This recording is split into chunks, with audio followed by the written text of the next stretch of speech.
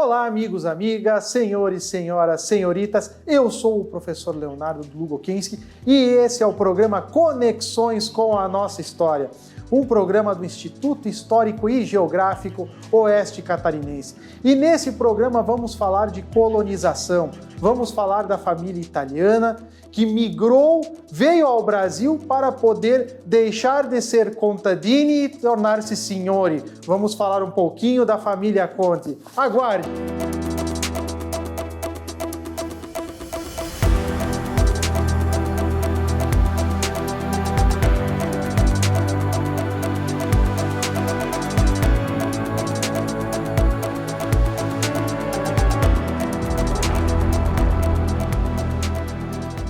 Então, meus amigos, no programa de hoje vamos falar sobre a família Conti, vamos falar sobre a Itália, vamos falar sobre Chapecó.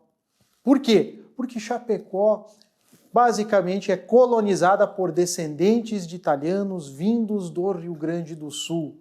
Esses italianos que vieram da Europa querendo deixar a pobreza para trás e empreender no Brasil. E os seus descendentes saindo do Rio Grande do Sul e vindo para essa porção de chão. Hoje vamos falar da família Conti e eu tenho como convidado Danilo Conti, sócio proprietário da Concisa. Danilo, vamos começar. Como é que começa a saga da família Conti no Brasil? Quem é que veio? Então, Leonardo, quem veio foi o meu avô, né? Um pouco depois da Primeira Guerra, e eles se instalaram no Rio Grande do Sul, na região de Veranópolis, Bento Gonçalves ali. E depois nasceu meu pai, óbvio, né? O gaúcho vai subindo, né? Eu nasci no Noai, aqui já.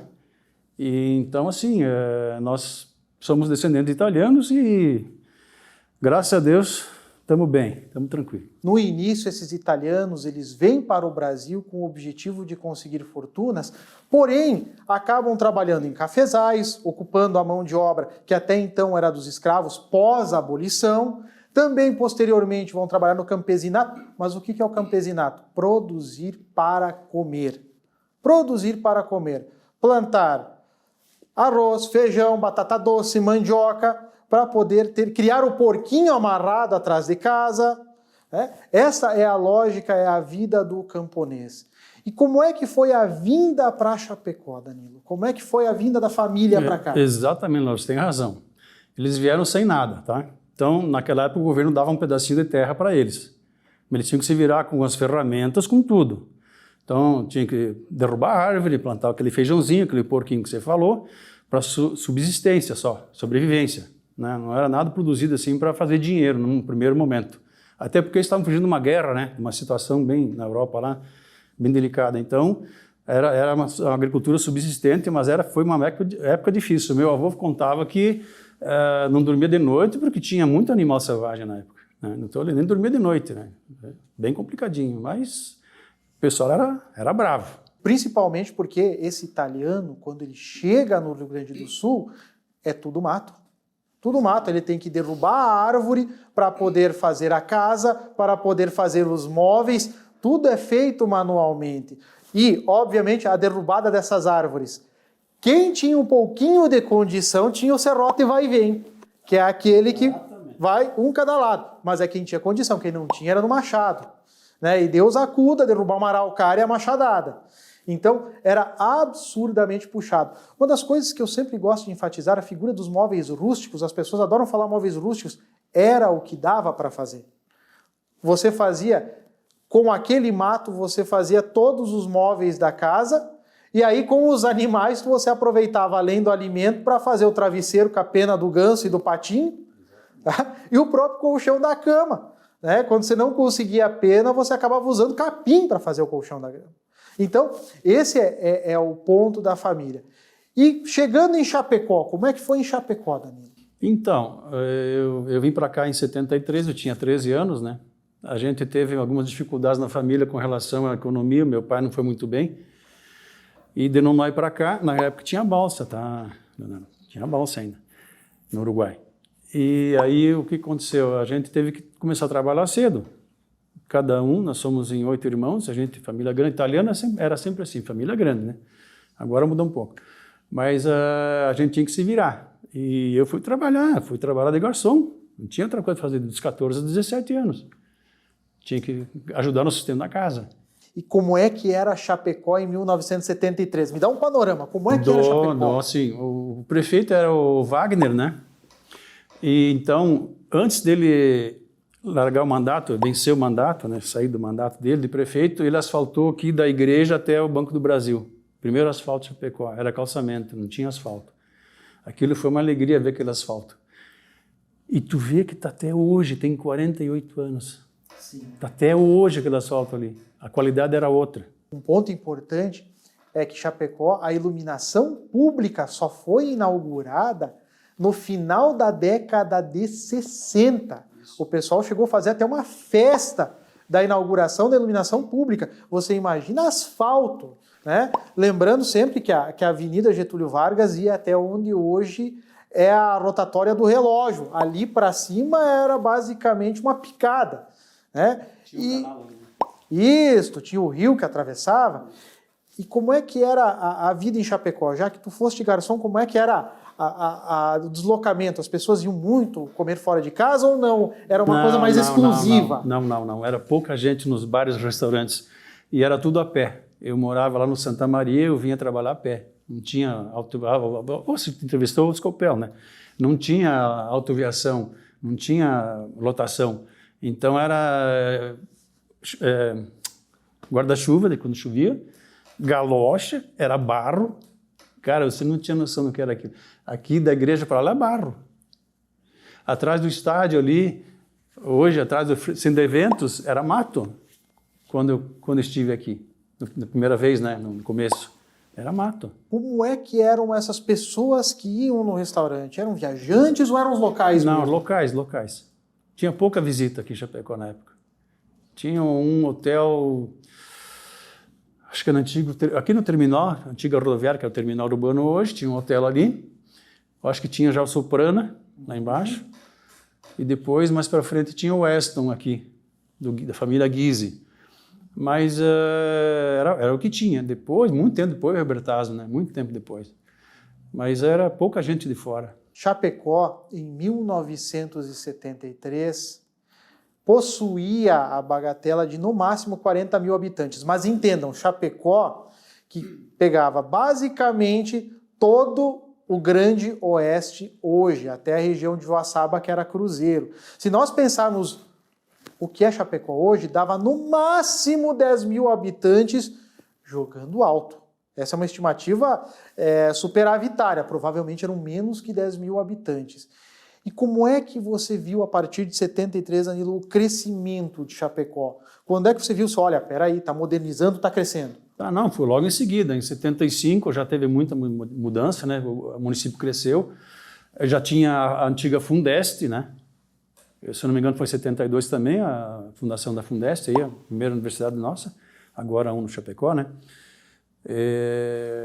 Em 80, eu já comecei a fazer a administração de empresas na UNO, né? Então, não, foi bem rápido o crescimento, sim, foi bem fantástico, eu que acompanhei. Mas uma coisa muito legal, Leonardo, tinha na época que não tinha violência. Tu saía à noite, eu e minha namorada, minha esposa hoje, a gente ia na boate, andava 3 quilômetros à noite, saía de lá 2 da manhã, tranquilo, andando na rua. Não tinha nada, não tinha medo de assalto, bandido. Era outro tempo. Eu tenho até saudade dessa época aí. É que o crescimento também traz tudo, né? Traz de tudo. Vem coisas boas e também vem coisas ruins. Tudo tem os seus ônus e tem os seus bônus. Quando nós pensamos em Chapecó, antigamente, eu sempre gosto de lembrar do empreendedorismo. Vejam bem, Chapecó com 10 mil habitantes, o pessoal fez um aeroporto.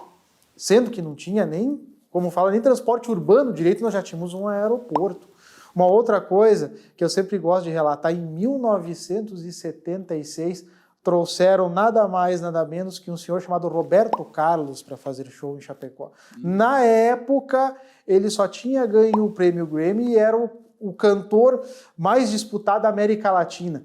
E ele fez um show no ginásio Silveira e teve que atravessar o Rio Uruguai de balsa para ir fazer um outro show em Erechim, porque não tinha ponte, né? A ponte foi uma novidade.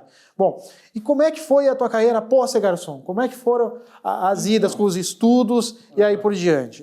Já com 18 anos, eu fiz um concurso para trabalhar no INCRA, que o INCRA é o Projeto Fundiário Santa Catarina. Só tem a coordenadoria em Florianópolis e a Projeto Fundiário é só Chapecó. Só tem 2 INCRAs no estado. Tá? Então, eu trabalhava lá, a gente fazia a demarcação de terras na região ali de Mondaí, aquela região, tá? Para entregar títulos para as pessoas, para as famílias. Então, era um serviço bem bacana. Mas logo em seguida, em 79, eu fiz um concurso no Banco do Brasil e passei no concurso para ser funcionário do Banco do Brasil. Aliás, passei em primeiro lugar, tá? Na região, na época. O melhor classificado. Aí eu assumi no Banco do Brasil em 15 de agosto de 79 e fiquei até 15 de janeiro de 97. Como é que era o trabalho bancário no final da década de 70, década de 80? Porque hoje está tudo informatizado, hoje você tem o caixa eletrônico. Como é que era na época? Cara, você não tem ideia. Primeiro, nós tínhamos que ter camisa branca, gravata, não podia usar barba. Tinha que fazer a barba. Era incrível. Tudo aqueles caixas mecânicos com fila individual para cada caixa. E aí era uma loucura, porque aí o pessoal vinha depositar dinheiro, cheque, cobrar um cheque, descontar um cheque. E quando entrei no banco, era tudo mecanizado, não tinha o SESEC foi inaugurado em 82. Então não tinha informatização. Era tudo lançado numa ficha gráfica. E você ia lá, eu quero saber o meu saldo. Aí tu ia lá, pegava a ficha do fulano lá, tá aqui tua ficha. O cara olhava a ficha, tudo lançadinho. Era muito maluco, cara. Muito primário, assim, primitivo. E pensando numa região que estava crescendo, porque tu vai pegar justamente a troca de Chapecó, que sai de uma economia baseada na madeira para a economia agroindustrial, que é justamente a época que o agricultor começa a ganhar dinheiro com o seu porquinho, com o franguinho. E como é que eram esses depósitos? Porque deveria ser um montante de valores bem vultuantes para fazer a conta quando eles chegaram. O banco tinha e tem uma coisa de bom ainda, o Banco do Brasil. Ele financia o agro. Desde aquela época financiava o agro. Então tinha muitos agricultores procurando as agências do Banco do Brasil para financiar a lavoura, até por causa do Proagro seguro, né? Então, mas se eu não me engano, a Sadia foi em 72, foi antes de eu chegar. Eu salvo o erro. Então, a vinda da Sadia, a antiga Sadia para Chapecó, foi um baita negócio para o município, né? Desenvolveu a integração agricultora, né? Na época era só frango, depois passou a ser suíno, que suíno era Concórdia, na verdade, né? Então, mas era assim, movimentava bastante, a agricultura movimentava bastante na época, bem tranquilo, assim, valores bem grandes. Como é que foi essa passagem de funcionário de banco, primeiro funcionário, né, do INCRA, depois funcionário do banco, para empreendedor? Como é que foi o baque, né, de deixar de ser funcionário para ser empreendedor, deixar de ser contadini para ser signori? Em julho de 97, nós montáramos uma empresa, na época chamava-se Mantoservice, que tem a Mantomac. Aí a gente começou com máquinas, trator de esteira e patrola, motoniveladora, popular patrola. A gente financiou algumas máquinas, na época tinha Finame, né? E a gente foi trabalhar na celulose Irani, lá na Vargem Bonita. O que a gente fazia lá? A gente reabria estradas do interior no meio dos pinos, né? Para eles poderem cortar os pinos para processar. Nós ficamos lá 10 anos trabalhando para eles e mais em outros municípios, que a gente fazia açude, fazia terraplanagem para pocilga, para aviário, né?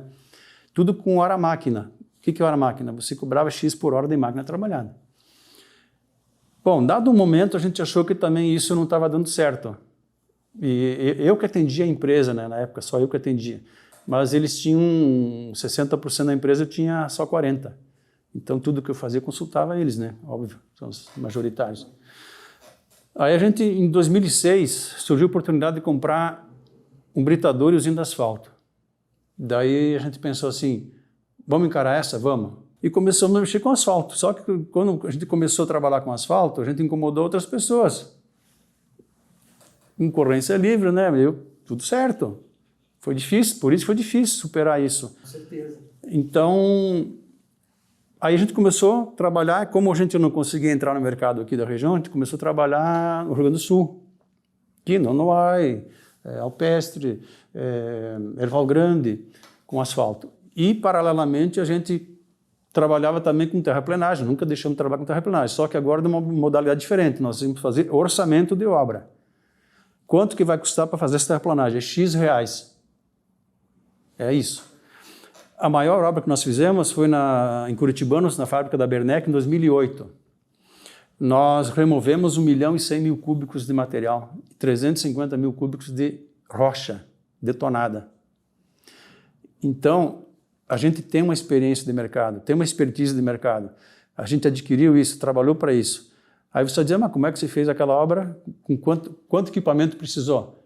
Precisou muito caminhão, muita escavadeira, muito rolo, e nós aí locamos.